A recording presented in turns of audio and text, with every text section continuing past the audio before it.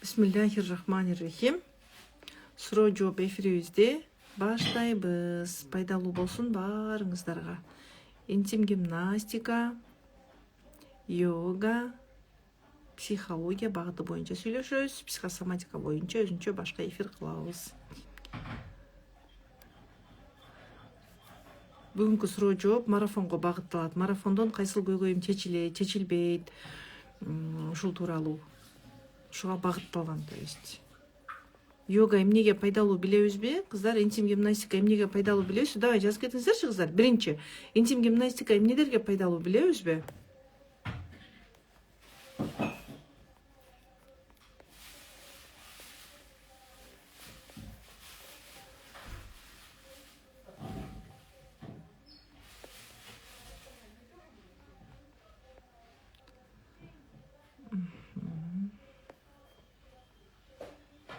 Билебизби?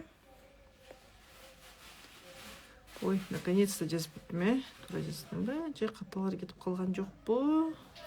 Туура эмес басылып, жакшы. Интим гимнастика жөнүндө мен билбейм. Ё-моё, интим гимнастиканы да билбейбизби? Интим гимнастика деген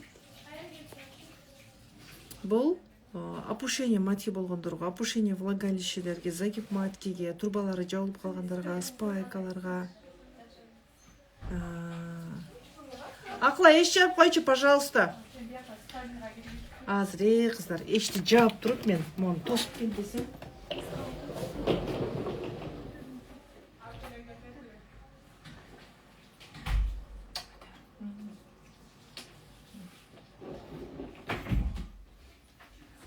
Бесем шум боло берет экен.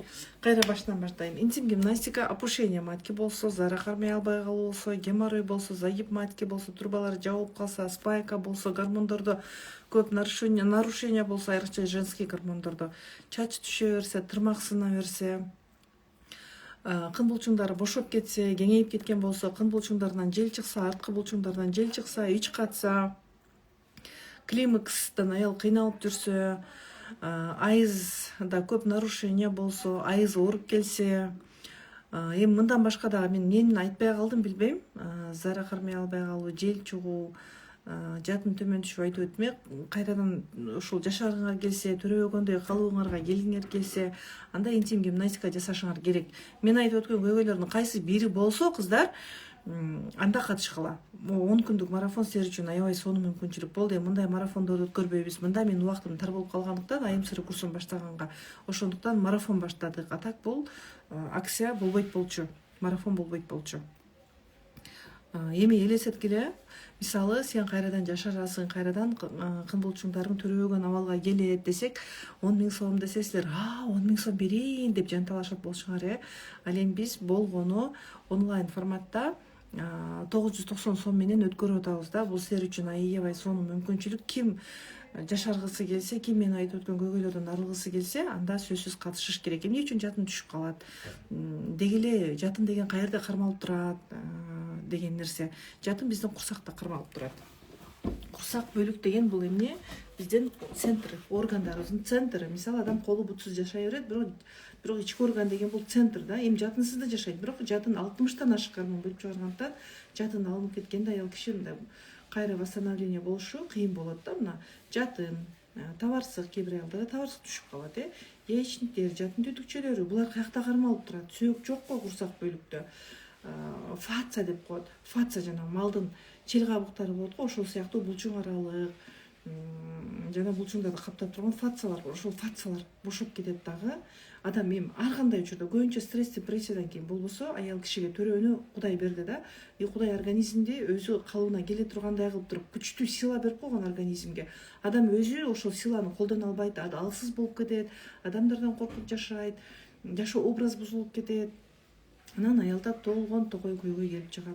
Ошол фацалар бошоп кетет, төмөнкү булчуңдарда бошоп кетет дагы, опушение матки болуп калат. Эч убакта матка өз алдынча эле көтөрүлүп, фык деп эле тартылып туруп калбайт. Эмгек кылыш керек. Кыздар, гимнастика жасагыла болбосо, жатыныңар сыртты карап чыгып калат могу. Кын булчуңу болсо, кындан сыртка монтип жатыныңар баланын башындай болуп чыгып калат. Жатын эми өзү баланын башындай эмес, бирок жатын чоюлуп кетет да кийин. канчалык түшө берсе ошончолук алсыз болуп калат жатын. Эми ошол жатынды төмөнкү булчуңдарды көтөрүп аркылуу, ички органда фасцияларды ордуна коюу аркылуу интим гимнастика менен ордуна коюу керек. Зара Кармаялбоо дагы ошол булчуңдардын бошоп кеткенинен, нерв системаларынын бошоп кеткендигинен, то есть баягы нерв системаларынан доо кетет аялда. Эгер стресс болсо, образ жизни бузулса, анан интим гимнастика менен мунун баары калыбына келет. Караруу кетеби? Ооба, төмөнкү булчуңдарыңар карарып кеткен болсо агарып, губаларыңар чоюлуп кеткен болсо ордуна келет. Таптакыр оргазм сезбей калат кээ бир аялдарда кын булчуңдары бошоп кеткенде. Оргазм жакшырат. Самый сексуальный орган бул кайсыл? Мозг. Кын дейт, жок. Кын эмне менен башкарылат? Мозг менен башкарылат. Мозг эмне менен башкарылат? Биздин жалпы органдарыбыз.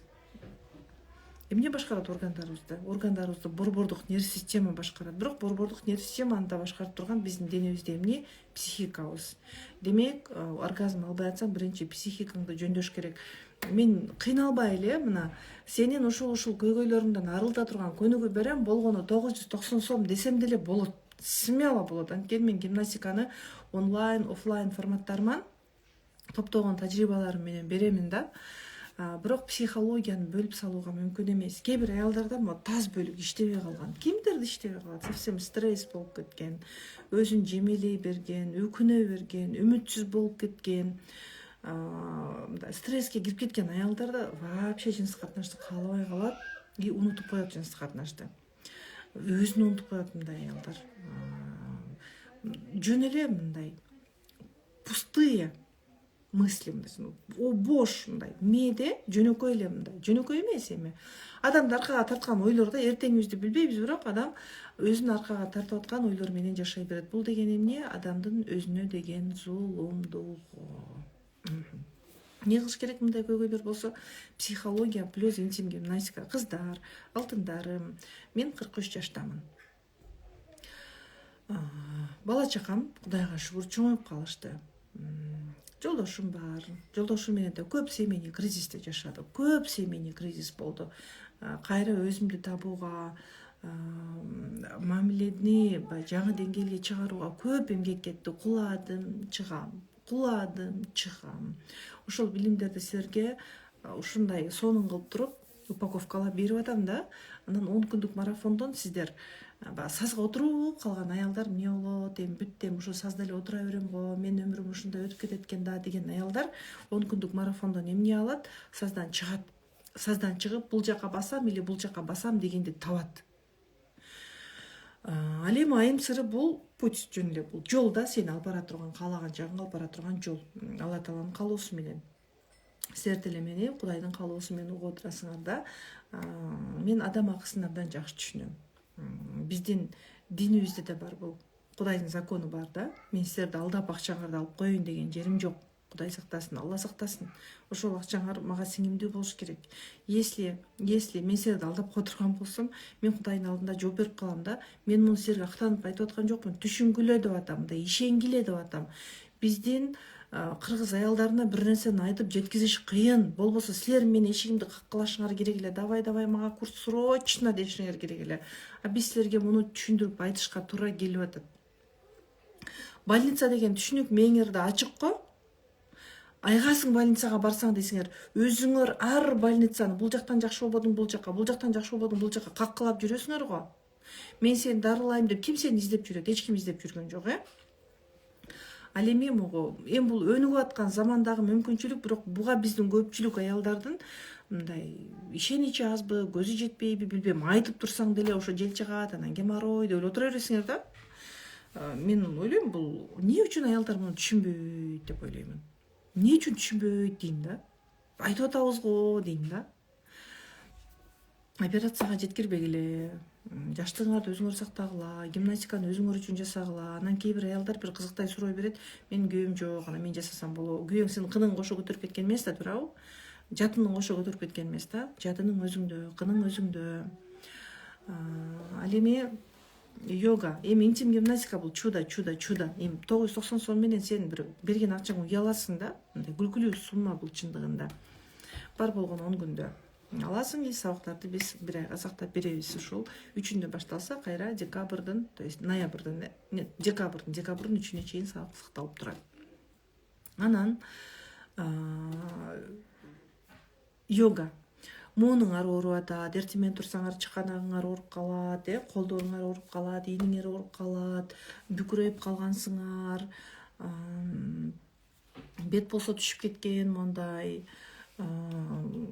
могу курсактарыңар болсо чыгып кеткен, шишиктериңер болсо көп, тизеңер ооруйт, согончогуңар ооруйт, вальгус болуп, бутуңардын могу жеринен косточка деп алат экен аялдар, вальгус деп коет. Аны вальгус болуп калгансыңар, бутуңар чыгып кеткен, менин бутум проблемный деп бут кийим издеп жүрөсүңөр, чыйрак болгуңар келет, энергичный болгуңар келет, эртең турсаңар как будто түнү менен уктабаган сыяктуу оор салмактанып турасыңар, башыңар ооруйт, стромон, бир кетанал, любойн ичесиңер го башыңар ооруган кезде. Анан бул йога ушул көйгөйлөрүңөрдөн арылтат. Йога деген бул спорт. Йоганын ар бир көнүгүүсү бул айыгуу. Табигый жол менен айыгууга болот, кыздар. Эми аракет кылгыла, табигый жол менен айыгууга аракет кылгыла. Тез грипп боло берген, алсыз сезим или дагы мунун вторичный выгодасы бар болушу мүмкүн. Давайте, кыздар, психосоматика боюнча дагы бир эфир уюштуруп берейин, макулбу? Мында айым сыры. Психосоматика боюнча эфирге кирем деп эле күтүп отура берген менен болбойт. Могу айым сырынан хотя бы 10 күндүк марафондон өтүп албасаңар, психосоматикага келгенде кыйналасыңар, чындап кыйналасыңар, кыздар. Түшүнө албай, сиңире албай калып калат, ошончо төлөгөн 20 000 калып калат. Психосоматика курсу 20 000ден өйдө болот. Биз баштаганда 15 000 баштаганбыз. Аялдар азыр чудо результаттарды алып атышат. Азыр могу 10 күндүк марафон силер үчүн утуш. Анан эксперттерди да кошуп койдук мында. Үй бүлө мүчөсү да, балдарыбыз дагы. Баягы ата-эне дейт го, баланын эң биринчи душманы бул ата-эне дейт. Мен буга кошулам. Рамкага салып, урушуп, туура эмес сүйлөшүп, ага аттарды коюп алып, кече бир аял айтат, балам ачуума тийсе дейт, ачуума тиет дейт, башка бүт карындашын урушуп атат дейт, байкесине атаандашат дейт, ушундай дейт. Мен аны кычы деп айтам дейт да. И балага бул сөз жагымдуубу? Жок, жагымсыз. Адам өзүн кандай сезип калат? Жагымсыз сезип калат. Апай ким? Апай ички алам. Вот бала тарбиялоо боюнча дагы да менде да билим бар бала тарбиялоо боюнча. Менде түйүлдүк кезден баштап адамдын психологиясын окуу. Ал эми психосоматикада биз ата бабабыздан бери биз эмнени көтөрүп жүрөбүз, аны окутам. Бирок дагы да бала тарбиясы боюнча дагы да терең билсин деп Рано Ахматованы билгендер барсыңарбы? Рано Ахматованын курсун окудуңар беле? Рано Ахматовадан 2 сабак. Эми 2 сабакта эле силердин жүрөгүңөрдү ачыш керек. Мамиле боюнча дагы менден башка да эксперттерден билим алсын, менин аудиториям менден билим алып келатат, менден башкадан да алсын деп Венера Бакатаеванын сабактарын коштук. Түз эфирден өтүп берет Рано Ахматова, Венера Бакатаева да түз эфирден өтүп берет. Мен аялдык табият боюнча өзүн жоготуп кеткен, солуп калган сыяктуу аялдар, же бир рамкага түшүп алган аялдар бар.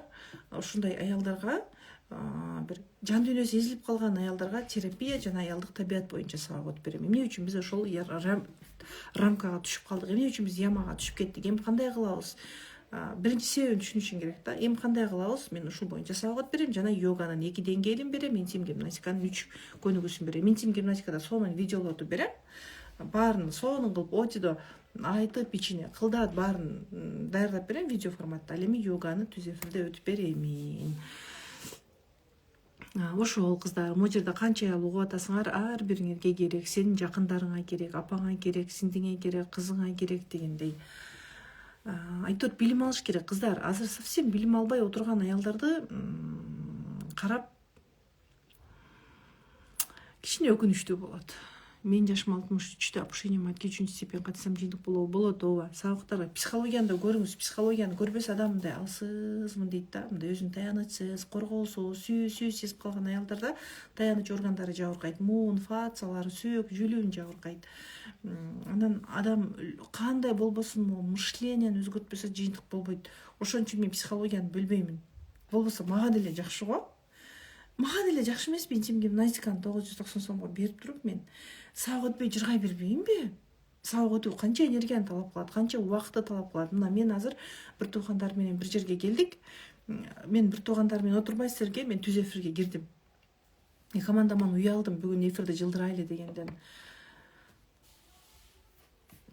Келинибиздин чоң энеси кайтыш болду эле, айылдан келип атышат азыр тазиясынан кийин. Азыр күтүп турайлы деп келгенбиз.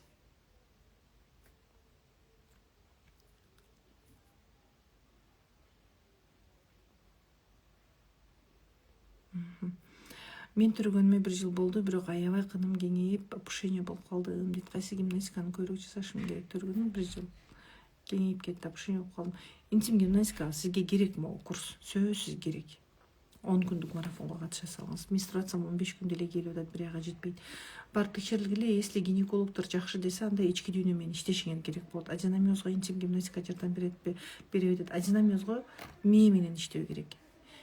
Аденомиоз деген бул себептери ар кандай. Вторичная выгодадан боло турган болсо, мисалы боюмда болуп калып алса экен деп катуу сактануу, эмоциональный напряжение, чыңалуу, эмоционалдуу чыңалуу, таарынычтарды ичибизге сактап коебуз дагы, сырттан мындай жакшы болгон сыяктуу жашай беребиз. Мында эндометрий ичти карап өсүп кетет. Непрожитые обидалардан пайда болот. Йогадан белим ооруп жатат, грыжа. Мен ошондо көрсөтүп бердим эле го кыздар. Көрсөтүп бергенмен го, если йога жасаганды ууруй берсем, мындай кыласыңар деп карасаңар, баарын көрбөйсүңөр да аягына чейин. Этекирим токтоп калды, жашым 41. Демек, сиздин аялдык энергияңыз токтоп калган. Аял катары өзүңүздү унутуп койгонсуз, или жакындарыңызга таарынып жүрөсүз, же ордуңузда жоксуз, башка бирөөнүн ролунда жашап жүрөсүз. Мисалы, атаны куткарып, атага ата болуп кеттиңиз, или апага күйөө болуп кеттиңиз, бир туугандарыңызга ата эне болуп кеттиңиз мүмкүн, күйөөңүздүн ролун алып алып, эркек болуп кеттиңиз. Как женщина өзүңүздү сезбей калышыңыз мүмкүн. Мен деген формага өтүп кеттиңиз болсо, мен кылып атам, мен болбосом деген сыяктуу түшүнүккө өтүп кеттиңиз мүмкүн. Айтор, сиз өзүңүздү бул жашоодо аял катары унутуп койдуңуз. Аял токтоп калды бул жерде. Ичтеги женская энергия токтоп калды, өлүп калды да. Бар катып койдуңуз, жашырып койдуңуз, аны ыйлатып койдуңуз, укпай койдуңуз, жүрөктүн дабышын укпай атасыз. Бул деген сизге уже сигнал да, сен токтоп калдың деген сигнал, мындайча айтканда. Мига, ойгонуңуз. Сезимдерди туура жеткирүүнү үйрөнүш керек. Адамдардан коркуп жашаганды токтотуш керек, таарынып жашаганды токтотуш керек. Адамдарды болду, сен Кудайга тапшырып кой, аны Алла Таала өзү чечип берет. Сен адамдар менен согушкан кезде сен түшүнүп кой, өзүң менен өзүң согушуп атасың, сен точно өзүң менен согушасың. Ооба, пендебиз, менде да болуп кетет кээде. Адамдарга ушундай бир таарынычтарым көтөрүлүп, илгерки таарынычтарым, анан түшүнөм, мен өзүмө согушачу атам, бул жерде бул мага керекпи, керек эмеспи? Жок, бул мага керек эмес. Эмне кылыш керек? Как женщина сыяктуу өзүмдү сезишим керек. Мен али өзүмө карызымды төлөшүм керек. Мен өзүмө карызым көп.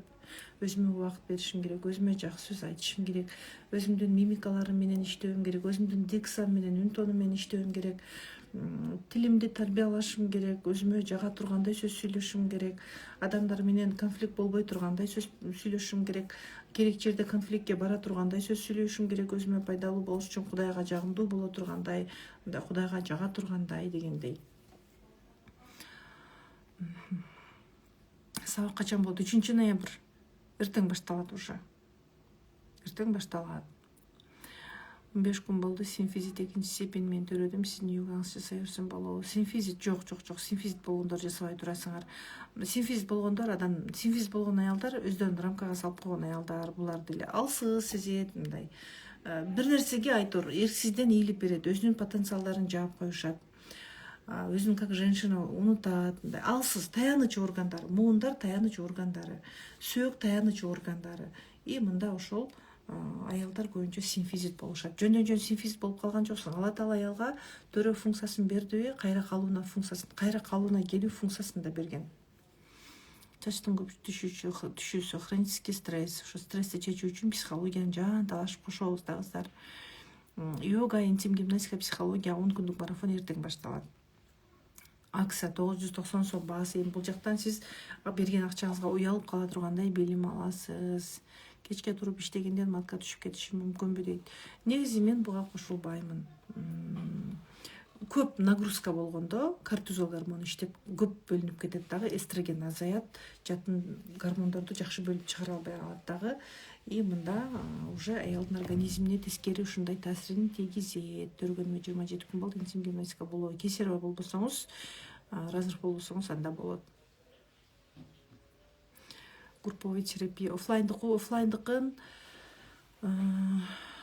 өтүп атам негизи кыздар, бирок сизге абдан керек болсо, анда ошол биздин группаларга кошулуп катышсаңыз болот. Номерге кайрылсаңыз 502-656-656 номерине катышасыз оффлайн группадагы терапиялар боюнча. Баса оффлайн формат бар, ооба, оффлайн форматта терапия дагы жасайбыз. Менен тренерлеримде да бар. Сабак тренерлеримде баа башка, менде баа башка. 4 ноябрь башталат. Мен VIP группаңызда бармын дейт. Кайсыл гимнастикадан бат результат алам. Значит, кыздар, мен VIP'ти алдым деп эле отура бербестен, можак менен иштегиле. VIP'ке эмне үчүн психологиялык сабактарды байма-бай берем, эмне үчүн терапияларды беремин, аткаргыла. Если кыздар зажатый болсоңуз, бала чакадан көп кыжалат болсоңуз, күйөөдөн көп кыжалат болсоңуз, таарынычыңыз, жек көрүү сезим, күнөөлөө сезим, өкүнүү сезим көп болсо, кыздар төмөнкү жагыңар точно иштебейт. Мен уже канча аялдар менен онлайнда иштейм, оффлайнда иштейм. Менде уже опыт бар да бул боюнча. Төмөнкү жагы иштебейт. Ошон үчүн өзүңдү түшүн, терапия жаса дейм. Сабактарды аткаргыла, жагыңды бошот төмөнкү жагыңда. Анан жыйынтык болот. Любой сен канча дуа кыл, если ичинде өкүнүч сезим бар, жек көрүү бар, оюң оңолбойт, ойлоруң уже сен үмүтсүз болуп калгансың, бирок сен дуа кыла бересиң, дуаң кабыл болбойт. Таарынычы бар адамдын дуасы кабыл болбойт дейт. Өзүнө зулумдук кылып атат аял, дуасы кабыл болбойт. Сен өзүңө зулумдук кылып атпайсың, дуа кылып атасың, кайра эле сен зулумдук кылып атасың. Сен 24 саат бою дуа кылып отурбайсың да. Сен кайсыл бир учурда Аллахым дейсиң, болду. Сен 24 сааттын 1 мүнөтүн дуа кыласың, 2 мүнөтүн дуа кыласың. Калган учуру сен өзүңө кылган зулумдук. Мында сен өзүңдү жазалайсың, жыйынтык болбойт. Жакты оңдош керек, кыздар. Бул жакты оңдош үчүн түшүнүш керек. Эртең өзүңүз болосуз Байтик Батырда, Байтик Батырда Аллах кааласа өзүм. Менде мөмө бар дейт. Ошол как женщина өзүңүздү кабыл алыш керек. Таарыныч наразы, жырттан бөттөйсүз. Өтөң шарт болсо жыртасыз.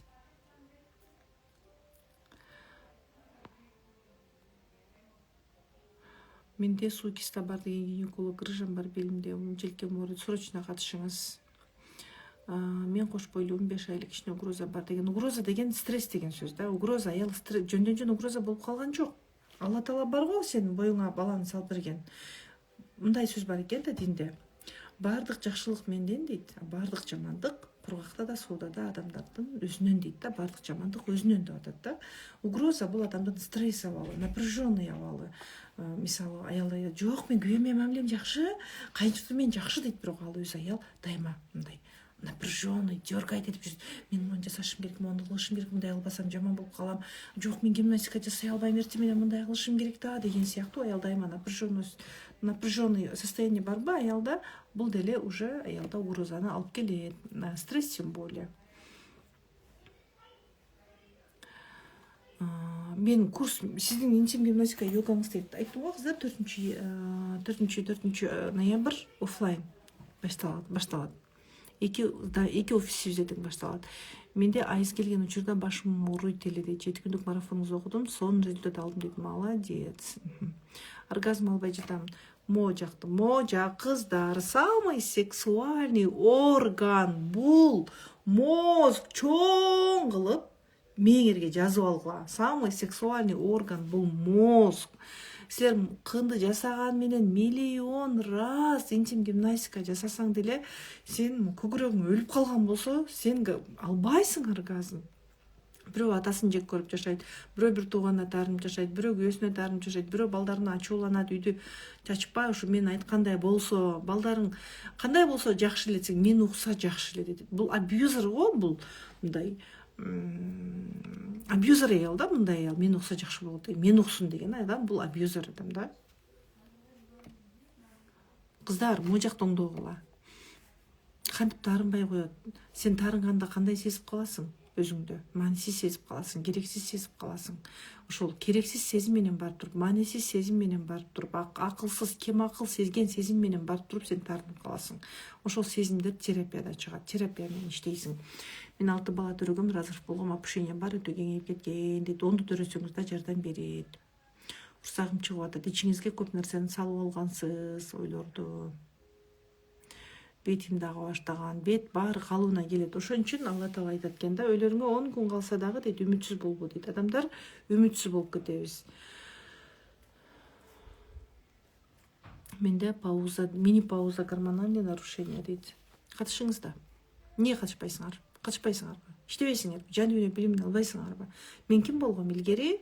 Мен адамдардан корккон, мындай өзүмдү адамдардын кулдугунда жашаган сыяктуу сезген, мындай эртеңимде мен ушул жол менен барсам эртең кандай болом деп ойлоп деле койбогон, балдарын урган, балдарын урушкан, абьюзер мама болчумун. Айланамда абьюзерлер көп болчу. Алардан коркуп жашачумун. Карыз болот элем, дарынат элем. Кыскасы, мындай адамдардын алдында кул болуп жашадым да. Кудай бар деп айтканым менен, тил менен, бирок жүрөгүмдө адамдарга кул болуп жашадым. Мен мына сиздерге берип аткан билимдер менен адамдардын кулдугунан чыктым. Адамдарды чын жүрөктөн Аллахым баланчаны сага тапшырдым. Аллахым түкүнчөнү сага тапшырдым. Мага ушундай кылып койду деп Аллах менен сүйлөшкөндү үйрөндүм. Өзүмдүн ойлорумду контролдогонду үйрөндүм, тилимди фильтрлегенди үйрөндүм, өзүмдүн минустарымды байкаганды, ошол минустар менен иштөөнү үйрөндүм. Адамдарды күнөөлөбөгөндү, жазалабаганды, адамдарды сөз кылбаганды үйрөндүм. Мен деген эгону сындырдым. Ошол билимдерди силерге берип атам, алышыңар керек. Эми только алуу да силерден. Ар жактан бизге окшоп окубайсыңар, тил жак, бул жак, мындан окубайсыңар, 3-төн 4-төн психолог менен иштебейсиңер да. Ооба, иштеш керек, ооба. Мен бирок ошол билимдердин силерге баарын бердим деп атам го. Интим гимнастика боюнча канча опыт топтодум. Бирөөңөр влагалищеңер түшүп келесиңер, бирөөңөр чыгып келесиңер, бирөөңөр маткаңар сыртка чыгып келесиңер, бирөөңөр бүкүрөйүп келесиңер, бирөөңөр таяк таянып келесиңер, бирөөңөр ыйлап келесиңер стресс болуп, бирөөңөр рак болуп келесиңер, дагы бирөөңөр башка болуп келесиңер. Ошентип силер менен мен опыт топтодум. Опытный деген сөз каяктан алынган? Ошончо көп адамдар менен иштеп тажрыйба жыйнаган адамды айтат. Үзгүлтүксүз эмгектин артында Алла Таалама чексиз шүгүр, көп аялдарга жардам берип келатам. Мындай көп нерсени түшүнүп калдым, али биле элегим көп али. Мен дайыма билгеним бирөө, билбегеним 99 деген девиз менен жашаймын. Ошол билимдерди силерге берип атам. Төрөгөнүмө 1 жылдай болду, кээде жел чыккандай болот, отуруп турганда, значит, кын бош болуп турат дагы, отуруп турганда аба кирип кетет дагы. Аба кирет, кайра кагылып туруп үн болуп чыгат да.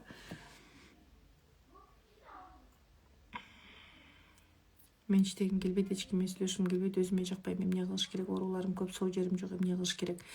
Эмне кылыш керек? Жазгүл, ойлоңузчу өзүңүз ойлоңуз мына. Азыр иштегиңиз келбей атат, ооба. Эч ким менен сүйлөшкүңүз да келбейт, коомдон бөлүнүп калдыңыз. Өзүңүзгө да жакпай атасыз да, критикалайсыз. Өзүнө жакпаган адамга бирөө да жакпайт. Ал өзү бирөөгө да, өзүнө башкалар дагы жакпайт, сизге башкалар дагы жакпайт, сиз да башкаларга жакпайсыз да. Сиз өзүңүзгө жакпасаңыз, сизди башкалар кантип жакшы көрсүн? Эми ооруларыңыз да көп мынакей. Эмне кылыш керек? Ойлогулачы ушундай аялдар. Же курска катышпадыңар, аракет кылбадыңар, укол дарыларды алып атасыңар, бирок ооруңарга оору эле кошулуп атат. Өзүңөрдү алдап эле келип атасыңар да. Эмне кылыш керек? Ошол суроону сиз мага эмес, өзүңүзгө беришиңиз керек. Эмне кылышым керек деп. Өзүңөргө любой ооруда эмне кылышым керек деген суроону өзүңөргө бергиле дагы, өзүңөр менен дурус диалог түзгүлө. Мен мындай деп айтам да, айтмакмын. 10 күндүк марафонго катыш дейм. 10 күндүк марафондон кийин же сен айым сырын тандайсың, эгер ооруларыңыз көп болсо анда психосоматиканы тандайсыз. Мүмкүн 10 күндүк марафонду чагып, жан талашып аткарсаңыз, может ооруларыңыздын какой-то бир проценттери уже жок болуп кетет.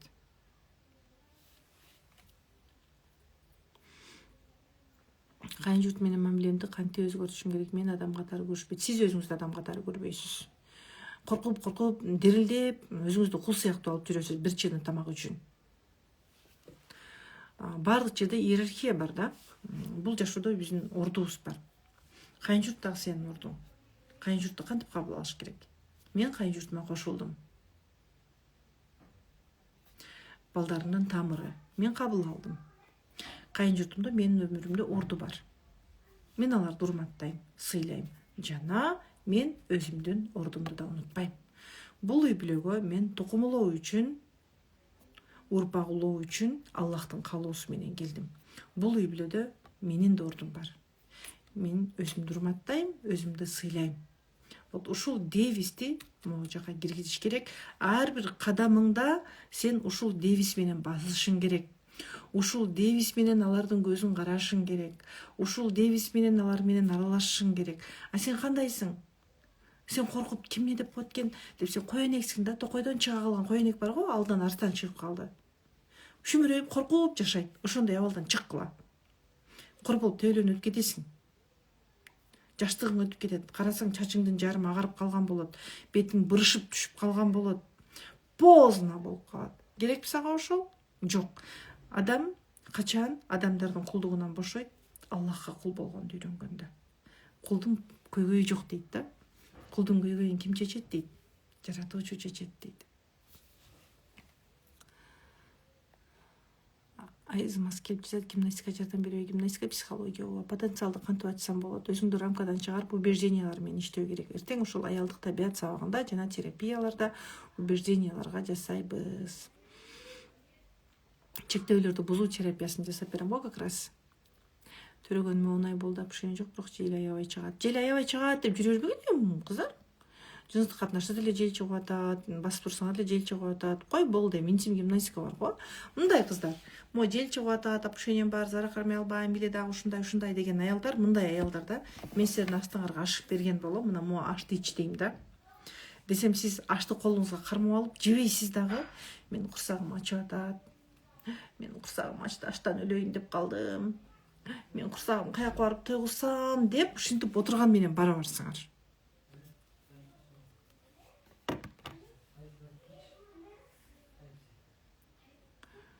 Эки балам аутист. Эмне менен иштеймин, көбүнчө мен баарынан корко берем. Психосоматикага жазылыңызчы. Аутист балдардын состояниясы жакшырат. Бирок сиз жазыл дедиң го, жазылдым деп келип албагыла да. Алла Таалага мени тапшырасыз, өзүңүздү тапшырасыз, Алла Таалага, балдарды Аллага тапшырасыз. Анан билимди Аллахым мага жүрөгүмө сиңирип бер дейсиз. Онлайнбы дейт. Ооба, 3 ноябрь онлайн, 4 ноябрь офлайн башталат. Ооба. 41 жаштамын. Мешнем токтоп калды. Жана жооп бердим го, сиз өзүңүз токтоп калгансыз. Карасаңыз күзгүгө барыңызчы азыр. Күзгүгө барып отуруп, мен аялмын деңизчи. Айта аласызбы, тилиңиз келеби айтканга? Же уя аласызбы күзгүнүн алдына барып? Ыйлайт чыгарсыз. Күзгүгө барыңыз. Мен аялмын. Мен женщинамын деңизчи. Мындай тилиңиз булдуруктабайт бекен? Өзүңдү жоготуп койсоң булдуруктайт. Кейбир аялдар бар, внешности жасап алат. Чирак, фигурасын карайт, боенот, алтындарды тагат, кымбат кийимдерди кийет. Өзүңдү аял катары кабыл аласың десем, кабыл алам дейт. Жок, ичи өлүп калган. Анан эмне мынча проблема бар? Анан секин ачылып чыга баштайт. Гормональный нарушение 39 жаш. Стресс, катуу стресске көнүп кеткенсиз, ошол абалдан чыкпай атасыз. Дистресс. Төрөгөнүмө 27 күн болду. Буга жооп бердим, после родов канча күндөн кийин дейт. Мындай кыздар, төрөгөндөн кийин асаздап гимнастика жасаш керек. 40 күндү күтүп отуруунун деле кереги жок да. Бирок сөөктөр калууна келбегендиктен акырындык менен жай биз берген база көнүгүүлөр бар. Ошол база көнүгүүлөрдү жасайсыңар. Если кесарево болсоңор, разрыв болсоңор, анда уже разрыв толук бүткөнгө чейин, шов ачылып кетпей турган убакка чейин күтүш керек. Ар кимдер ар кандай калууңарга келесиңер да. Кесареводон кийин 6 айдан кийин жай көрөсүз. Айырмай аялдар 6 айда да калууна келбейт кесареводон кийин. Ал эми эч кандай кесаревода жок, разрыв жокпу? Анда төрөгөндөн кийин 3 күндөн кийин кан азайып калат го. Кан азайгандан баштап азастан жасайсыз. Эгер кан көйүп кете турган болсо, анда токтотуп турасыз дагы. Кан жакшы азайганда жасайсыз.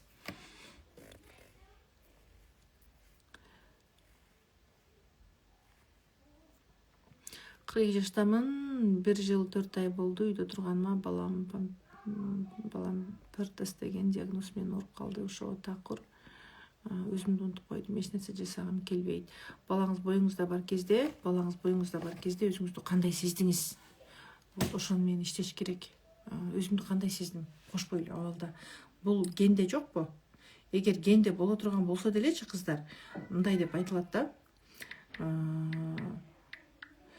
Генде боло турган болсо деле айыгат негизи. Эми көрүш керек да кандай оору. Айрым оорулар жеңилдейт, айрым оорулар түп тамыры менен жок болуп кетет.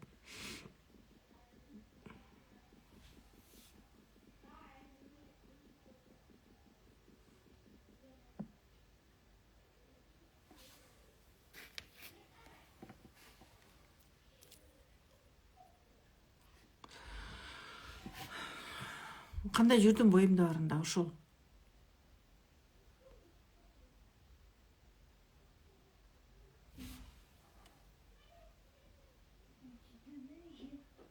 Назгүлэже кандайсыз?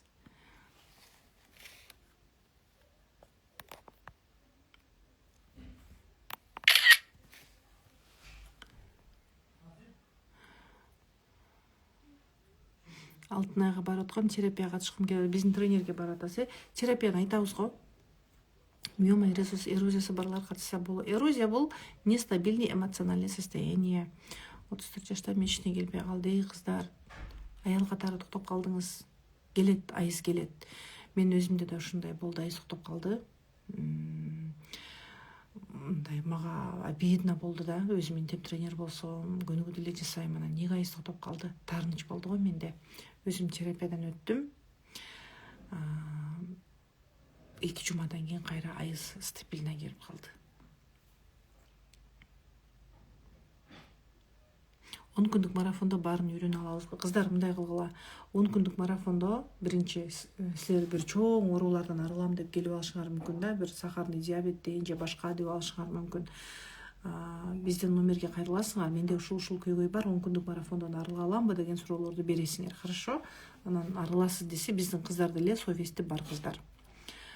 Силерди арыласың деп алдап эле эптеп силердин акчаңарды алып койбойт. Шүгүр, альхамдулиллах, совесть менен иштеп келатабыз. Анан аракет кылбай жасабай койгон аялдар бар. Мен бир да жолу карабадым. Анан мен курска катышкам деп уялбай кантип айтышат билбейм, беттери чыдабай акчасын салып коюп жүрө берет. Менде 3 степень опушение бар, 10 күндө калуу, 3 степень опушение, 10 күн жетеби. Кыздар сакталат да, жасап жүрөсүңөр да. Коксартроз, аденомиоз, киста ушундай диагноздар менен жүрөм, эртең катталды. Макул, катталыңыз, андан кийин дальше айымсырына же психосоматикага да катышыңыз. Климакс болуп атам дейт. Эми климакс келе турган курак болсо жеңил өткөрүүгө болот гимнастика жасап. Ичим тарый берет, күйөөм үй бүлөсүнө көп акча берет дейт. Если сизди да кенен бакса, үй бүлөсүнө да берип атса, бул норма. Күйөөңүздүн тапканына береке сураңыз. Ал эми сизге бербей, күйөөңүз ошол жака берип атса, значит ошол жакта күйөөңүзгө эмоция бар, мактоо бар. Алдайт да, ой, ты хороший деген нерсени берет. Кээ бир адамдарга сен ушундай жакшысың деген нерсеге адамдар ушунчалык муктаж, айрыкча эркектер деле жакшы сөз укпаган да. Сен зорсуң деген сөздөн да шартсыз сүйүп албаган. Анан бирөө жакшы сүйлөсө, бир туугандарыбы башкабы айырмасы жок. Ал ошол жакта. Жок эч нерсе жаным.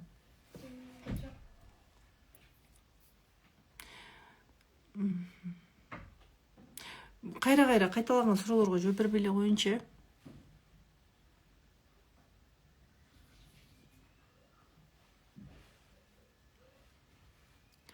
Сүйүнө албай атам, чын жүрөктөн ыраазы болуп атам, эмне кылсам шүгүр дейм. Курска келсеңиз жан дүйнө тынчтыгын баштайсыз. Киста левый яичникте 5 сантиметр деди, кайра өзүгө түшсөм жок дейт. Не деген киста экенин билиш керек да. Не деген киста болсо деле интим гимнастика менен болот. Мен зара кармай албай атам, жеткенче чыгып кетет. Көнүгүүлөрдү йоганы жасап атам, эмне турмуш кылып атам. Эгер жасап аткан болсоңуз да кыздар, айрым учурда зара кармай албоо көйгөйү моңжактан болот. Динара, вдруг барсызбы, болсоңуз жазып коюңузчу, психосоматикадан кийин курсума да катышкан айымсырына, зара кармай албоодон айыккан эмес. Бирок айыгат кыздар, бир 1000 аялдын бирөөсүндө моңжактыгы да көйгөй. Именно ушул моңжакка связанный болот. 1000 аялдан бирөө. Алар бул жак менен иштөө керек. Тык токтойт. Если гимнастика жасап атсаңар деле айыкпасаң да бул жакта көйгөй моңжакта кыздар. 49-дамын, айыз токтоп атат дейт. Гинеколог климакстан деп витамин чөптөр жазып берди. Витамин чөптөр экен, ичип кое бериңиз ооба. Интим гимнастика кылсам кан токтобойт дейт. Айызым токтобой атат. Мен токтоп калды деп калдым. Токтобой атат, гинеколог климакстан деп жазып берди дейт.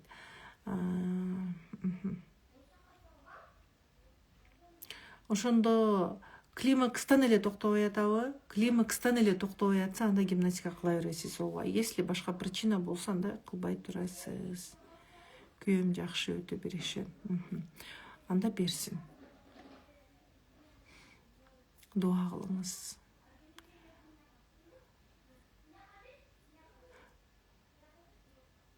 Матка ооруп атат дейт. Сиздин жан дүйнөңүз ооруп атат, жаным.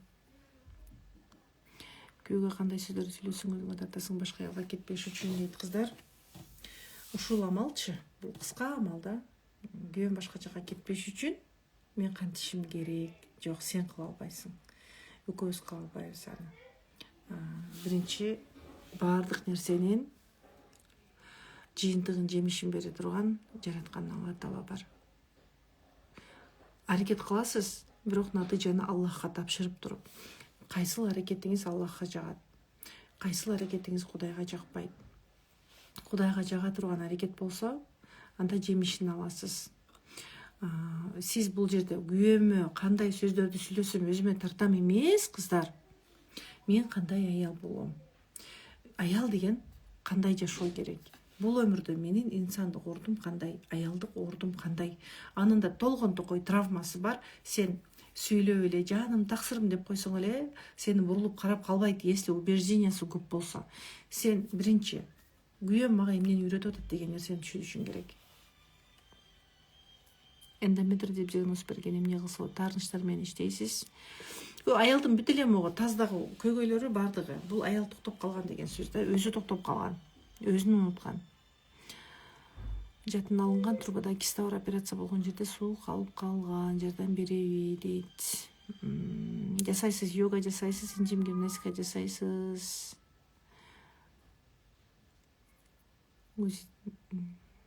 УЗИде киста левый яичник деп. Не деген киста? Буга жооп бердим, Азал. Мен кошунам менен эч эле чыгыша албайм, уруша беребиз, ушунча урушпайын десем да урушканым токтобой атат дейт. Бүгүн кол көтөргөнгө чейин барды дейт, кантип арылам дейт. Срочно курс и дальше сиз айым сырына өтүңүзчү, психосоматикага өтүңүз. Бирөө менен токтоп, марафон менен токтоп калбаңыз. Если марафонду аябай чагып алсаңыз, может бул жактан дагы көйгөйүңүздү чечип аласыз. Бул жакшы эмес. Кошуна деген бул Кудай кошкон кошуна деп бекер айтыптыр да. Экөөңөр тең бири-бириңерге бир нерсе үйрөтүп атасыңар. Сиз менен урушуп аткан кошунаңыз да дурус эмес, кошунаңыз менен урушуп аткан сиз да дурус эмессиз го. Мен төрөгөнүм 6 ай болду, кесарево катышсам болобу? Бир жыл врачтан өтүп коюңуз макулбу? Точно ордуна келдиби денеңиз? Апам менен таарынышып атам деген, бул өзүм менен согушуп атам деген сөз. Өзүмдүн жарымымды кабыл албай, өзүмдүн жарымымды жокко чыгарып атам, мен жокмун деген нерсе.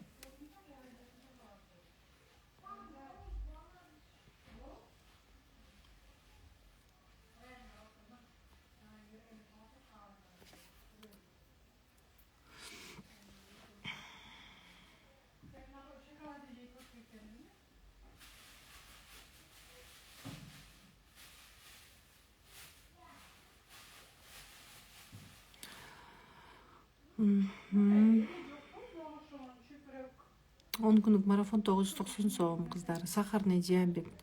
Мындай да, даже айым сырынан интенсив тарифинен деле сахар кетип калгандар бар. Алар ошончолук сабакты аткарды, трансформация болуп кетти да. Толук трансформация болом деген адам, мындай кыздар, мындай да. 10 күндүк марафондон сиз эмне аласыз? 10 күндүк марафондон эртең келип мага келип сен моундан айыгып кетесиң дедиң эле го дебеш үчүн мен дагы да кайталап айтам. 10 күндүк марафондон жатыныңыз көтөрүлөт, геморроюңуз кетет, грыжаңыз кетет, запоруңуз кетет, зара кармай албоо кетет, кын булчуңдарыңар жашарат, төрөгөн абалга келет, жылчыгуу кетет. курсагыңар кирет, шишиктер кетет, жашарасыңар, ашыкча салмактарыңар болсо кетет, йога жасоо керек. Бирок ашыкча салмактын психосоматикасы да бар. Кээ бир адамдар ашыкча салмакты өзүн мен өзүмдү өзүм коргойм деген абалда жашаганда адамдарда салмак кетпей калат. Салмак кетет, кайра эле кошуп ала берет да. Ошондой абалдан мен коргоочум бар деген түшүнүктү киргизип, жана ошо эмне үчүн ушундай абалга түшүп калган, ошол сезимдер менен иштеш керек. Грыжа, муун оорулары, тизе ооруларыңар кетет, түздөлүп каласыңар, бүкүрөйүп калган болсоңор катышышыңар керек. Ревматойный артрит, мисалы артроз жана башка ооруларда силер марафонго катышышыңар керек. Жана психологиялык абалың бир сазга отуруп калгандай абалда болсоң, сазга отуруп алып чыга албай калсаң, катышышың керек да. Сен 10 күндүк марафондон кийин саздан чыгып каласың. Чыккандан кийин сен уже багытты таба баштайсың да. Могу жака басамбы, бул жака басамбы, бул жака басамбы, сен уже билесиң эмне кылышты. Ал эми айым сыры бул путь, жол алып барат ошол жака. Айым сыры менен психосоматика сени ошол жолго алып барат. А сен марафондон саздан чыгып каласың уже. Монтип тумчугуп тура бербейсиң да, мен өлүп баратам деп тура бербейсиң. Бүттү, мен тумчуктум, болду, ушул жашоо мага ушул үчүн берилипти деп тура бербейсиң да. Фук болду, бутуң менен чыгып кетесиң. Болду, сен сазда жоксуң уже. Сенде уже жол бар. Ушул. Түшүнүктүүбү? Мына 7 күндүк марафондон адамдар кандай жыйынтыктарды алышты көрсөтүп коет окшойм, силер 10 күндүк марафонго катышып атасыңар да, 7 күндүк эле эмес. Кыздар, бир аз убакыттан кийин каттоо токтойт. Ким ушундай көйгөйлөрдөн арылгысы келсе, анда срочно номериңерди калтыргыла. Каттоо токтойт деп атат биздин кыздар. Мен баарыңарды каттап жетишпейм, бизде команда бар, чоң команда иштейбиз, биз бир кайыктабыз, мен өзүм жетишпейм. Мисалы, команда токтойт десе, мен эч нерсе деп айта албайм. Жок, катта деп айта албайм. Команда токтойт деди, значит токтойт. Каттоо токтойт, номерлерин катталып алсын деп жатышат.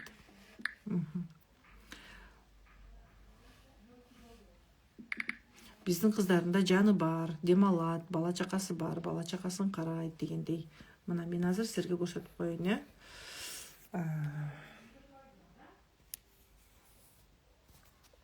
Мына карабайсыңарбы?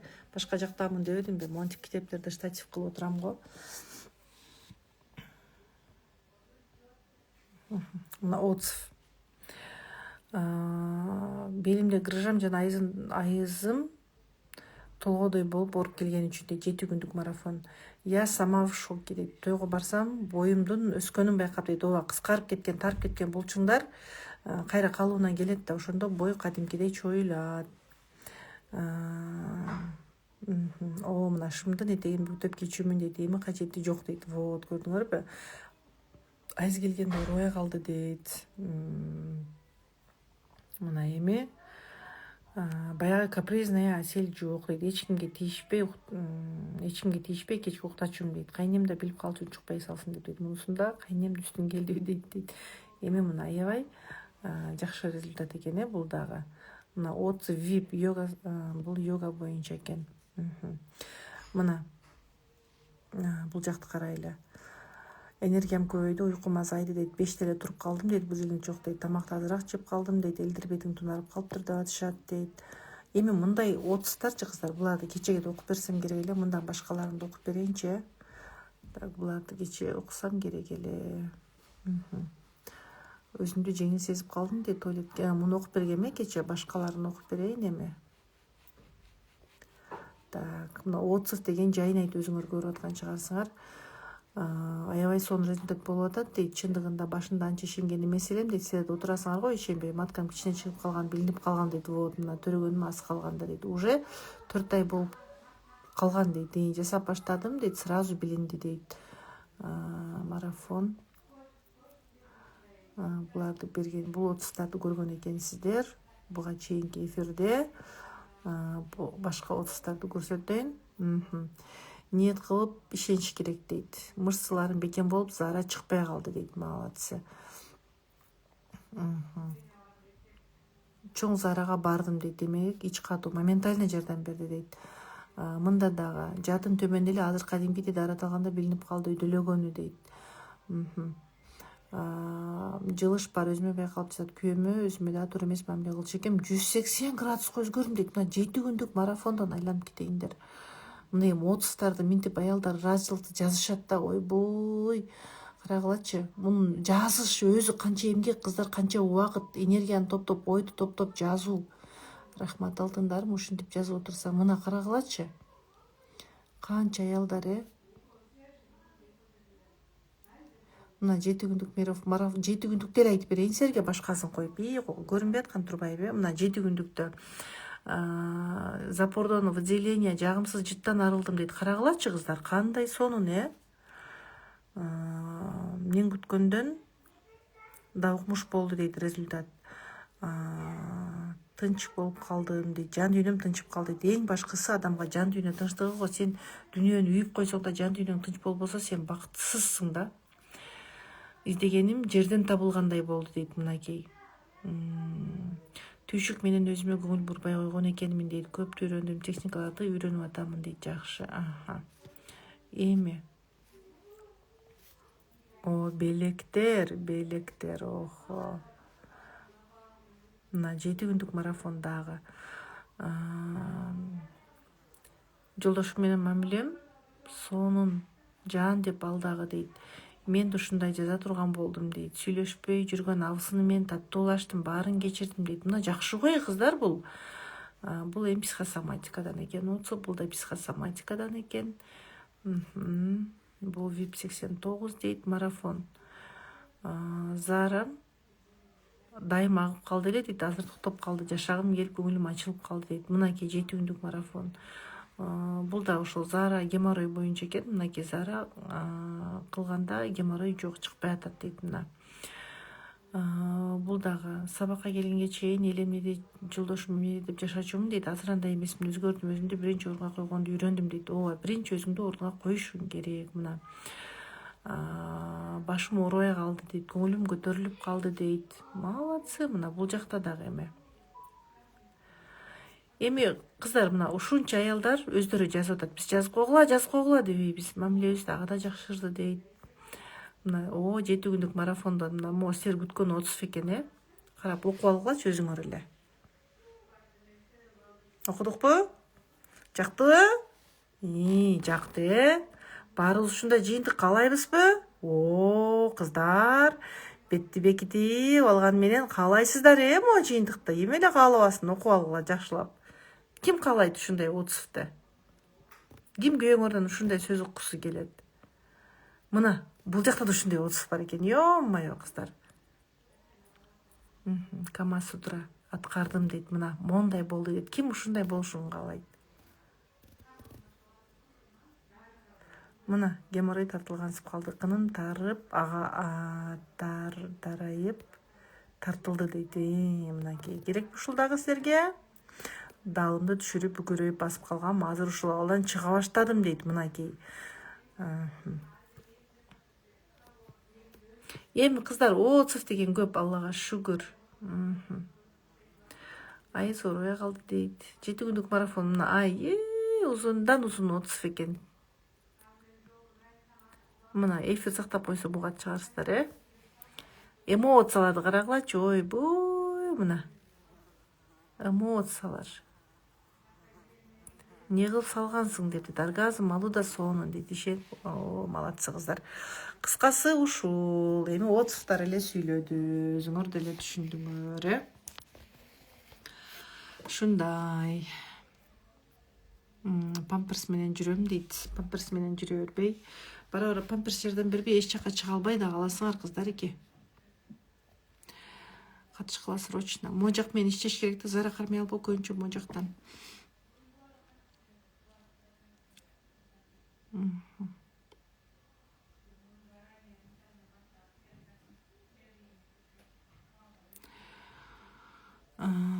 Күйөөгө чыкканга эркектер менен мамилеге көңүл калды дейт. Это нормально? Жок, нормально эмес. Уйкум эле келе берет алсырап. Подсознание сизди эмнеден коргоп атат? Дина эмне деп жазды, окуйунчу. 1-2 көйнөктүн акчасын курска кетирсеңер деп көзүңөр ачыла түшөт дейт. Мамиледе да, ден соолукта да проблемалар чечилет. Жеке мен кичинемден берки Зара кармай албоодон арылдым. Сезимдер, гимнастикалар. Супер. Мен өзүм да арылгам, кичинекейимден бери бар болчу.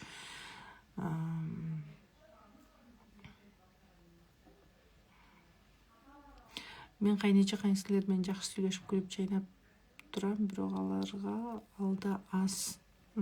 Сиз өзүңүздү күнөөлөп турасыз. Дайыма күлүп чайнаганда сиз адам катары күлүп чайнап турган жоксуз да.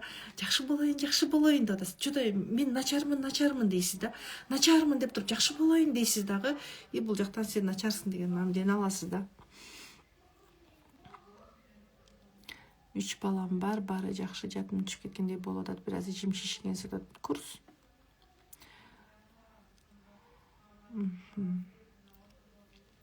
Половой губы дейби, тилчеси шалбырап чогулуп кеткен. Гимнастика менен калыбына келет. Ооба. Баламдын көзүнөн аллергиясы кетпей, кыча бет кызарып. Сиз кимди көргүңүз келбеди? Кимди күттүңүз? Кимди көргөндө аллергия болдуңуз? Мишне келип бузула баштады. Эрте эле катышыңыз. Сахарный диабет. Сахарный диабет деген оору жок, кыздар. Бул чувство вины. Бул деген бирөөнү күнөөлөө. Мени эч ким жакшы көрбөйт, мага эч ким кам көрбөйт, мен эч кимге деле керегим жок деген сезимден келип чыккан нерсе. Бул психосоматикага катышкыла мындай болсо. 10 күндүк марафонго катышып алгыла да, бирок кыздар, мен точно психосоматикага катышым керек деп чечим чыгарып атасыңар. Ооба. Психосоматикага эч жерден билим албай туруп, же хотя бы марафонго катышпай, же айым сырына катышпай келсеңер кыйналасыңар. Психосоматикада кыздар барсаңарбы айтып койгулачы. Эч жерден курска катышпаса, айым сырына да катышпаса, 10 күндүк марафонго катышпаса дагы психосоматиканы сиңире албай, түшүнбөй кыйналасыңар. Жок деген 10 күндүк марафонго катышып алгыла. Кыздар айтып койгулачы, барсаңарбы? Жашоону эми түшүнүп баштадым, эч кимге кап болгум келбейт, бирок тааныштарым көп көйөнмө деген дейт. Бир күнү өзүңүз кечиргиңиз келет. Кыздар, таарынч точно сени бактылуу кылбайт. Мен таарынч менен көп жыл жашадым. Бирок сабакта айтып берем. Мунун баарын сабакта эмне кылыш керек айтып берем. Таарынч менен сен точно бактылуу болбойсуң. Сен только аркага тартат. Сен аркага карап сүзөсүң да, мындайча айтканда, ямага карап сүзөсүң, алдыга эмес, аркага таарынч менен. Миома пайда болупту, срочно операция керек деп атат. Качан операция кыласыз? Мен силерди операция кылбагыла деп айта албайм да, айтканга мен укугумда акымда жок да. Бирок операцияга чейин ички дүйнө менен иштеп, өзүңүздү как женщина сыяктуу сезиңизчи. Гимнастикалар жасап көрүңүз да. Эгер срочно дей турган болсо, не деген миома билбейм, бирок операцияга чейин курска катышып көрүңүз, макулбу? Срочно десе эле барып кылдырып салбай, башка врачтарга да көрүнгүлө.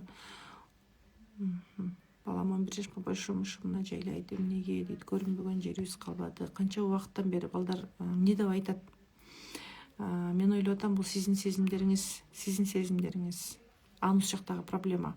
Бул анус кырмай албай атат го. Или жоон ичегидеги проблема. Бул сиздин сезим. Психосоматика сизге ага чейин марафонго катышып алгыла.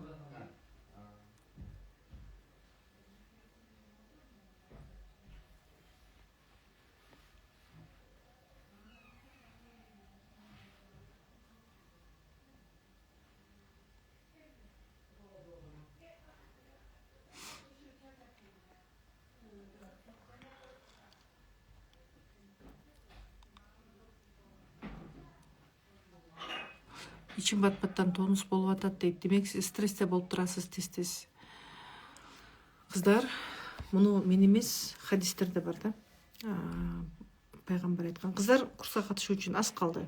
Номериңерди калтырып койгула. Ошондо да кандай көйгөйүң бар, бизден айгат деп силерге биз байланышабыз го. Хадисте да бар экен да. Денеде бир кичинекей эт бар дейт. Ошол эт бузулса, бүт дене бузулат дейт. Эгер ошол эт жакшы болсо дейт, бүт дене таза болот дейт, ал жүрөк дейт. Мунун өзүндө эле эмне деген тема бар да. Жүрөктөн ыраазы боло албайм, жасалмадай болуп атат. По душам жасайын десеңиз, өзүңүздүн душа коркок, ар түрдүү. Тусунай жесе ошондой абалдан чыгуу үчүн эң биринчи кимдин курсун окудуңуз эле дейт. Мен эң биринчи психологияга келгем. Психологияга келип, көзүм ачылган. Мен китеп окугам. Мен төрөй албай атам, 38 жаштамын, эмнеден болушу мүмкүн? Может, күйөөңүздөн балалуу болгуңуз келбейт, подсознательный, муну сиз билбейсиз. Может, баладан коркуу бар. Может, сиздин уул болушуңузду каалаган, сиздин психика башканы сүйлөйт. Врачтар эмне деп айтат? Врачтардын айтканын билиш керек да. Жашым 45-те дагы деле жаңы келиндей сезем өзүмдү, эмне кылсам чоңдой болом. Если эркелеп кылыктанып жаңы келиндей болсоңуз, это уже хорошо. А эгер өзүңүздү коркуп жашасаңыз, анда уже жан дүйнө билимин алышыңыз керек.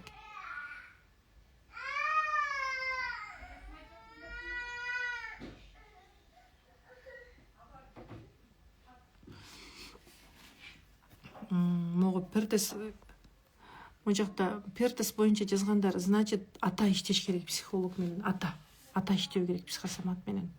Атанын сезимдери, значит, кайны тараптан келсе, атасынын сезимдеринен же апасынын сезимдеринен келген нерсе бул.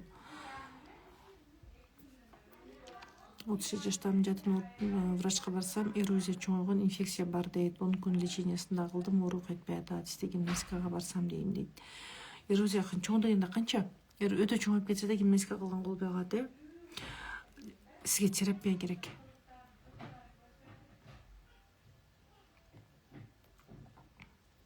Көргөнмө бир жаш дейби. Гломерулонефриттен кантип жакшы болсо болот? Тынчсыздануу, коркуу сезимдери менен иштеш керек. Анан лечение десе, врачтар эмне дейт, биз ага эч каршы чыкпайбыз. Каршы чыкканга биздин акыбызда жок.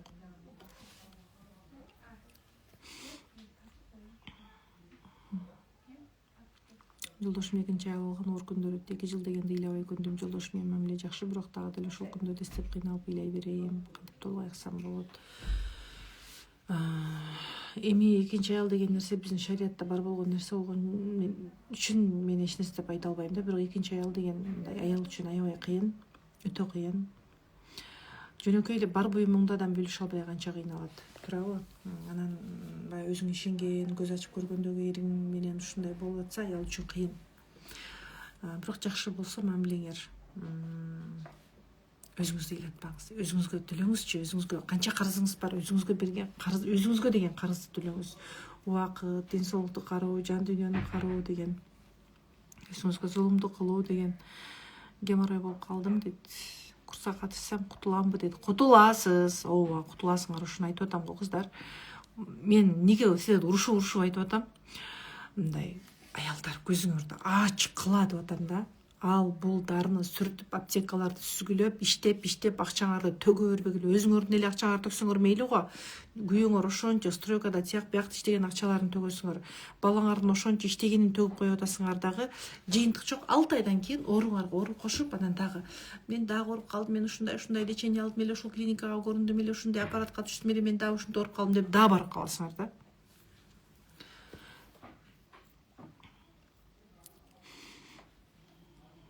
Күйөөм чалбайт, таарынса, жүрөгүм чыдабайт дейби. Таштап кетип калат деген коркунуч болор. Өзүңүздү игнор кылбаңыз. Өзүңүздү игнор кыласыз. Эмне үчүн мени игнор кылып атат деген жерде сиз өзүңүздү игнор кылып жүрөсүз. Бул жашоодо сиз жоксуз. Айтыңызчы, азыр отуруп айтыңызчы. Я достаточная мама. Мен жакшымын.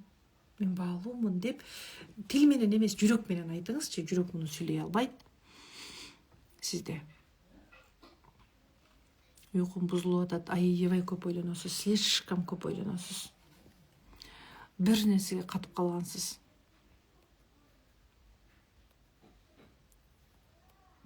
Варикоздон деди, кынжак шишип калган дейт. Бурулай катышыңыз курска. Варикоз деген мындай, тамырлар кеңейип, кан жакшы айланбай калат, ошол жакта кан токтоп калат. Бул деген адам өзү токтоп калды деген нерсе, энергия токтоп калды деген нерсе да. Энергия таптакыр жок болсо эмне болот? Адам өлөт, Адам эмне менен жашайт? Энергия менен жашайт. Энергия азайып калдыбы? Энергия азайып калды деген адамдын жашоо образы өзүнө жакпай атат деген сөз. Өзү туура образ жизнинде жашабай атат, таарынычы көп, өкүнүп жүрөт, бирөөнү күнөөлөйт, Кудайдын ролуна кирип кеткен, эс алгысы келсе да эс албайт, через не хочу иштейт, надо деп иштейт деген сөз да. бекер үйрөтсөңүз болбойбу дейт. Неге мен бекер үйрөтөм? Өзүңөр ойлонбойсуңарбы? Мындай киши уялсаңар бекер деп сураганда кыздар. Мен ошончо акча төлөп окуйун. Силер уктап жатканда мен уктабастан воскресенье күндөрү дагы өзүмдү кыйнап йога үйрөнөйүн. Иштеп акчаларымды йогага салайын, интим гимнастикага салайын, психологияга салайын. Ошончо бала чакам турса дагы, силер бала чакаңар жыттап отурганда мен бала чакама көңүл бурбай окуйун. Анан силерге йоганы үйрөтөйүн. Мен убактымды, мейли мен силерге бекер үйрөтөм, бирок силер мага убактыма төлөп беришиңер керек. Силер акы дегенди түшүнбөйсүңөрбү? Адам акысы деген бар.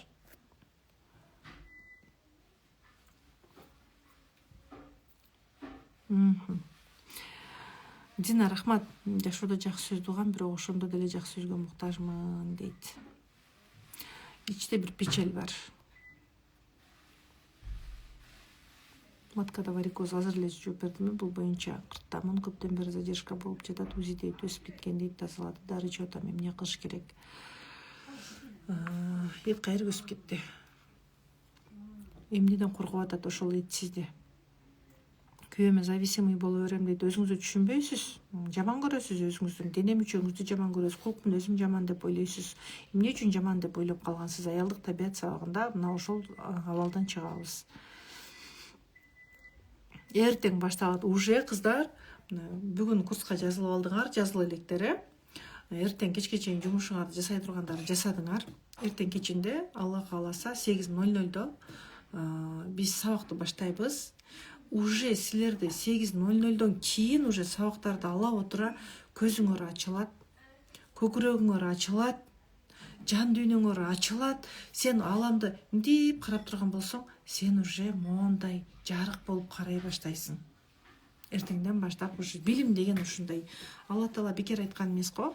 Мен сага, сен мага бир кадам таштап кой дейт да, мен сага чексиз чуркаймын дейт да. Кантип баштайм өзгөрүүнү, курс сатып алам, бирок өзгөрүү жок. Аткарбайсыз. Өзгөрүп кетсе мен үчүн ал жерде эмне жаман? Өзгөрүүдөн коркосуз, мен кутуруп кетейим деген сыяктуу. Подсознательная выгода го. Бул 10 жаштагы кызым айыз келип кеткенде бир жума болду, кайра дагы келди. Биринчи гинекологторго көрүнөсүз, детский гинеколог, алар эмнени айтат?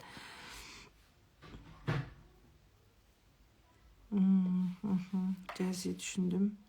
Таарынычтар менен иштеш керек, жази.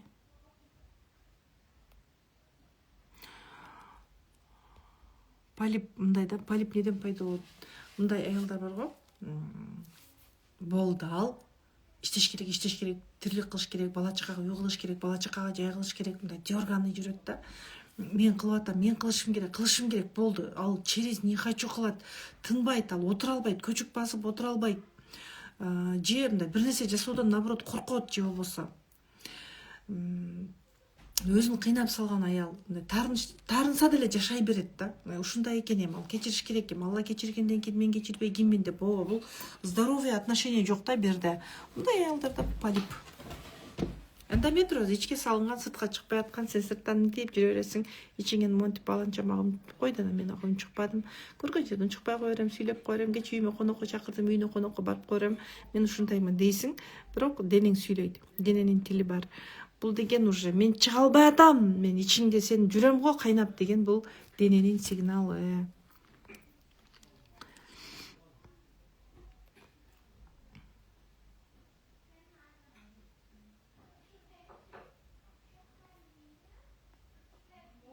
Чоң адам позициясына курска катышсаңыз эле эртеңден баштап өтөсүз, буюрса.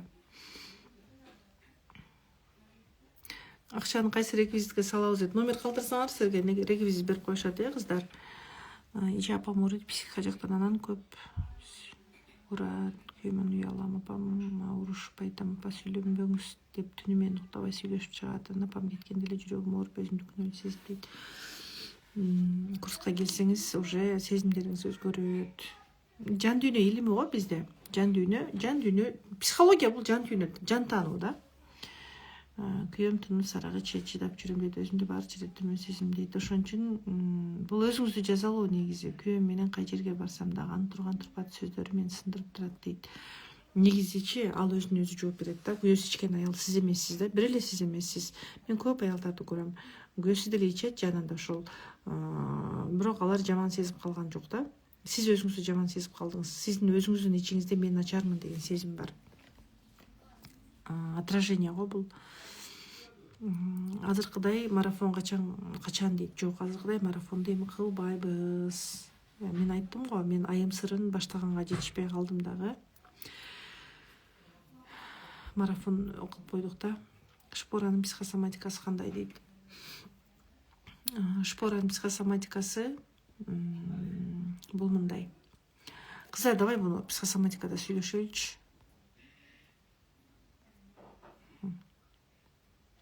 Мен боюмда бар экенин билбепмин дейт.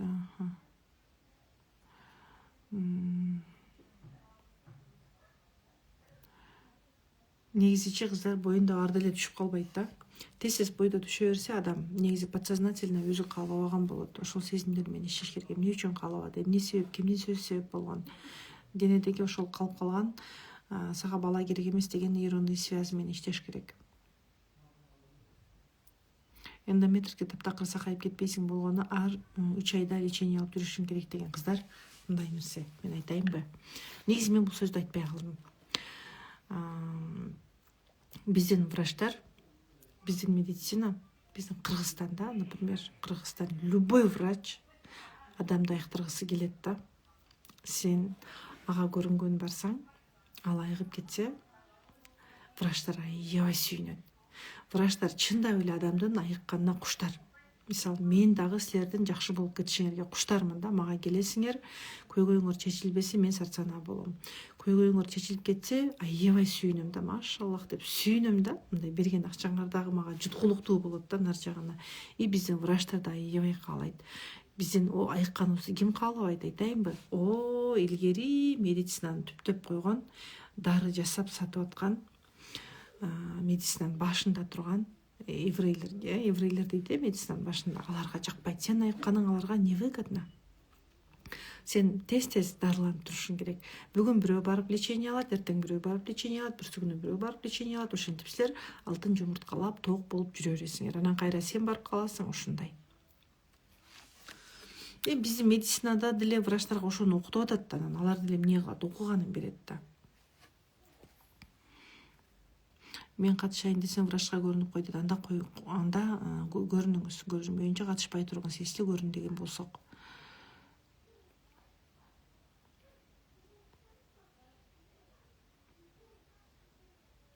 Машаллах, кечке чейин сагынышып калдык, айым сырынан жакшы жыйынтык алдым дейт. Болсун. Баардык аялдарга жуксун.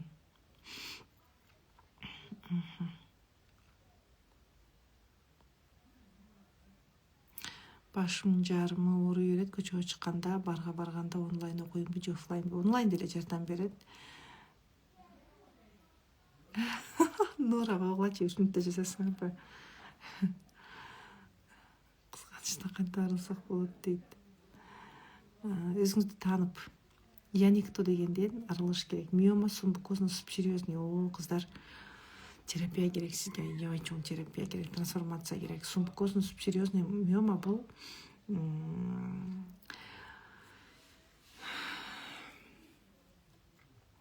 айыккан го бизден аялдар. Мындай миома менен келгендер көп. Терапия керек сизге, көбүрөөк терапия. Йога керек. Йога жасайсыз, анан интимная гимнастика плюс терапия жасайсыз. Чувство вины менен бирөөнү күнөөлөгөн болсоңуз, ачуулансаңыз, агрессивный болсоңуз, анда сөзсүз сизге сабактар. Сахарды кантип ойлонбой жок кылам? Өзүңүздү адам сезесиз, менин эч кимге керегим жок экен деген нерсени токтотосуз, сабакты. Ошон үчүн сабак керек да, кыздар, сабак керек да. Оң жагым көтөрүлбөй атат. Эркек адамдардын кимисине таарынычыңыз бар, ууруй беле берем, давление көтөрүлүп жатат. Эгер кыздар, бул боюнча уже психосоматика боюнча башты көрсөттүк бул жактан деп, ошондо кайсы сабакка катышуу? Башты көрсөттүк бул жактан деп, ошондо мен түшүнбөй калдым, кыздар. Биздин номерге кайрылгыла. Менин жагым тиштенген сыяктуу эле талып жатат. Кимге чыкпай калган нерсе бар. Айтсам уят болуп калам, айтсам жаман болот, айтпашым керек деген ичиңизде калып калган нерсе бар. Мен өзүмдө да ушундай болгон. Челюстум иштебей калды. Эртемен турсам да деп тиштенип тургандай болуп турам. Терапиядан өттүм, 2 терапиядан өттүм. Болду, кетти челюст.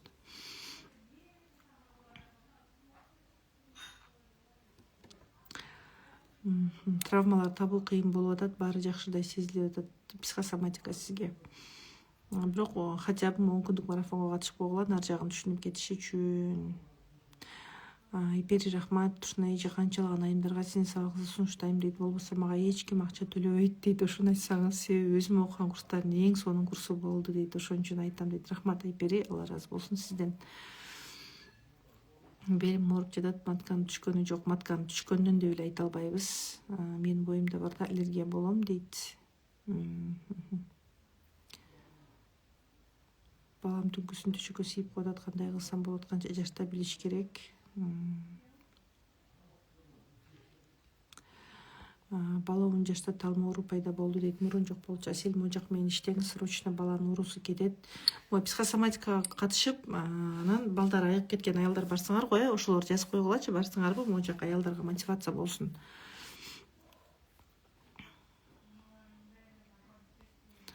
Сизге жөн гана чоң рахмат айткым келди. Курска катышып көзүм ачылды дейт. Молодцы. Кыздар, номер калтыраса алууга тез. Силер үчүн жакшы мүмкүнчүлүк бар. Терапия сүт өспү мен өтөм. Интим гимнастика жасагандан баштап белим ооруй баштады дейт. Тырышпай жасаңыз, тырышсаңыз белиңиз ооруп калат. Тырышпай жасаңыз макулбу? Анан жатынды барып бир текшертип коюңуз. Анан интим гимнастиканы каяка барып жасап атасыңар билбеймин мен. Эгер менден жасаган болсоңуз, мен баарын айтып берем. Группада биз сопровождение кылабыз. Сизде бул суроо жаралбаш керек эле. Вальгуска кандай көнүгүү дейт. Биринчи мээге көнүгүү, коркпош керек, коркуудан пайда болот. Эртең бүдөмүк, алдыга баспайм, муну кылбайм, муну кылганга болбойт деген мындай коркуу. Биринчи ошол коркуу тынчсыздануу менен иштөө, андан көнүгүүлөр жасаш керек. Жел чыга берет, жел чыгып жүрө бербей көнүгүү жасагыла. Срочно 10 күндүк марафонго катышыңыз.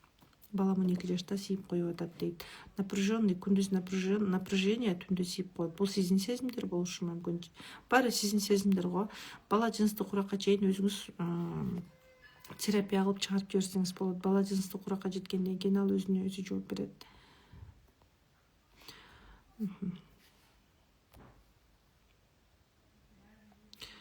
Ошол кыздар эке.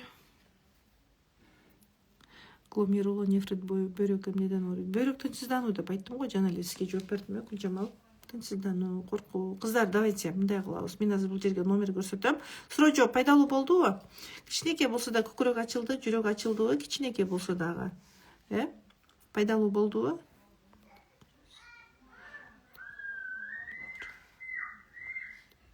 Бала чаканын ызылдагандары угулуп атабы сыртта. Мына азыр мен могу номерди закрепить этип коем.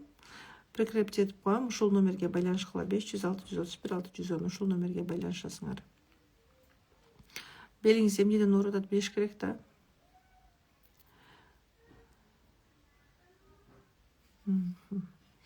Кызым 20 жашта турмушка чыккан, күйөө балам эмемдес кызыңыз өзү. Кайрылсын бизге. Суроо жооп пайдалуу болду, Вальгусты эмне кылуу керек айттым го, мээге көнүгүү, анан денеге көнүгүү. Ажырашкан күйөөгө тегинге калуу. Эркектерге деген это норма дейт. Нет, норма эмес. Эркектерге деген көз карашты өзгөртүү керек. Атага таарыныч болсо, атага таарынычты кечирүү керек. Өзүңүздү кечире албай жүрсөңүз, өзүңүздү кечиришиңиз керек. Апага таарыныч болсо, апаны кечириш керек. Ата текти кабыл алыш керек. Майтамандык.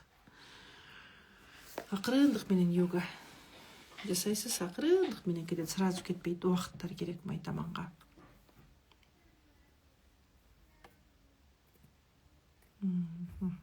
Аллергиям бар. Кимге аллергия болосуз?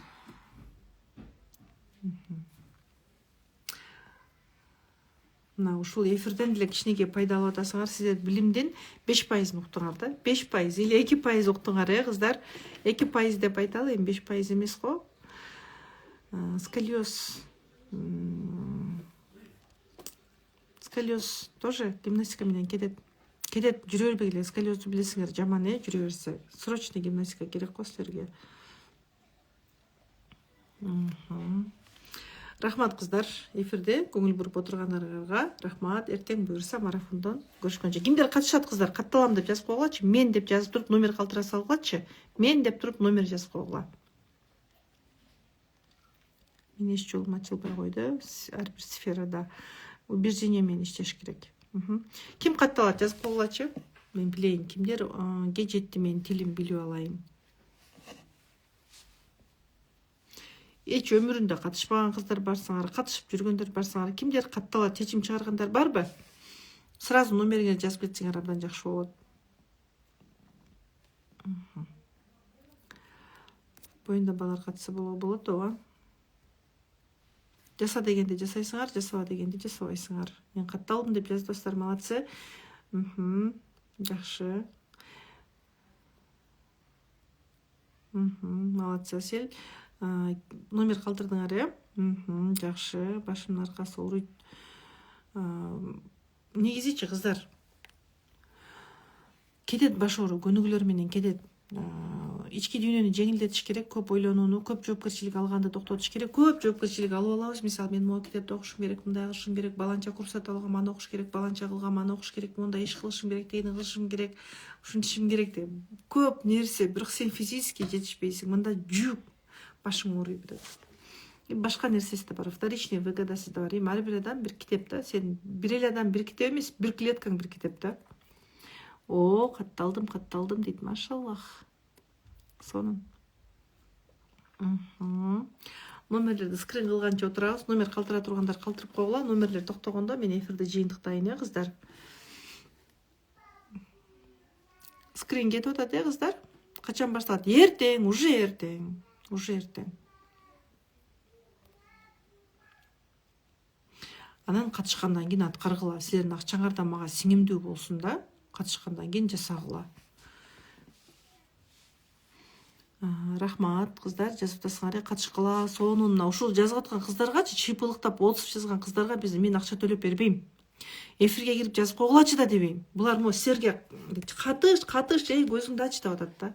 Бул силерге айтып атат мына. Мен маткамды көтөрүп алдым гимнастика менен дейт, молодцы. Канчадан акция менен 10 күндүк марафон бар болгону 990 сом. Психология, йога, интим гимнастика, эмне деген көйгөйлөрүң чечилет. Бирок менен мен коет атасың да.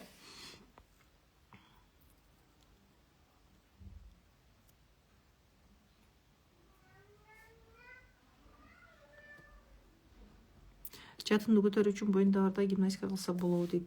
Болот негизи. Угроза тонус жок болсо кылса болот. Угроза тонус болсо деле денени угуп жасаш керек. Денени укпай жасасаңар бойдон түшүп калышы мүмкүн. Миома бар, гимнастика кылса болот. Миома жарылып кетпей тургандай деңгээлде болсо, жыныстык катнашуу уруксат бар болсо болот, ооба. Сабак сакталат. Эгер сабакка түз эфирге кире албай калсаңар, анда сакталган эфирди көрүп аласыңар. Шылтоо да могу билесиңер сабактар сакталарынчы.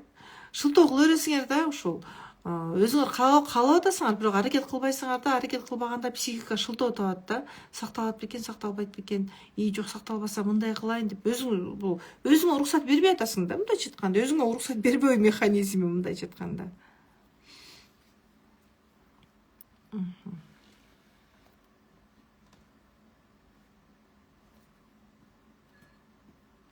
Тизем ооруп жатат, эмне кылсам болот? Курска келиңиз, анан адамдарды кабыл алганды үйрөнүңүз.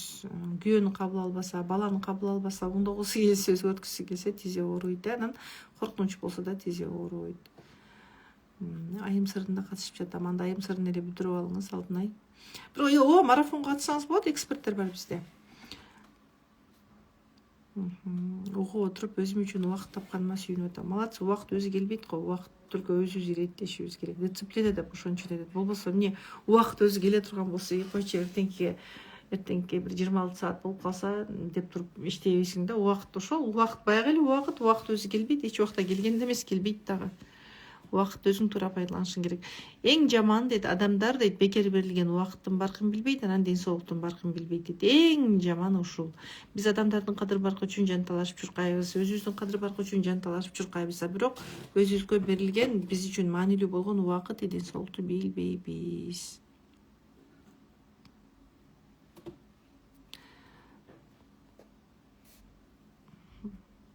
Сол тарапта картаюу көбүрөөк дейт. Кимди көп жалейт этесиз аял адамдардан или кимге көп таарынасыз аялдардан?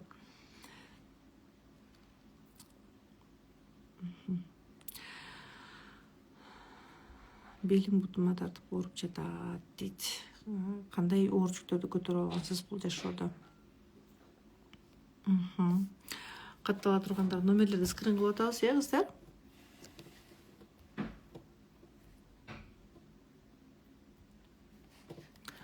Шайыргүл, номерлерди скрин кылып атабыз, кыздар? Кыздар, номерлерди скрин кылып атабызбы? Мен эфирден чыга берейинби?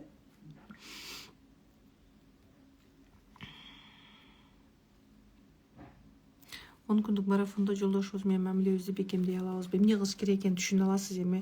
Ал жерде аялдын тилиндеги бал менен у деген сабак берилбей калат. Аялды бакытсыз кылган каталары деген сабак бар. Алар берилбей калат да. 10 күндүк марафондо сиз эмне үчүн бузулуп атканын түшүнүп каласыз и мындай ажырашам, минтем, антем деген чечимдерди жокко чыгарып аласыз.